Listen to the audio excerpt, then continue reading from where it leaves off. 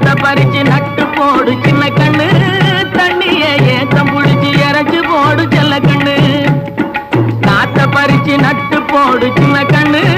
தண்ணிய ஏத்தம் புடிச்சு இறச்சு போடு செல்ல கண்ணு கருத நல்லா விளைய வச்சு மருத சில்லாட வச்சு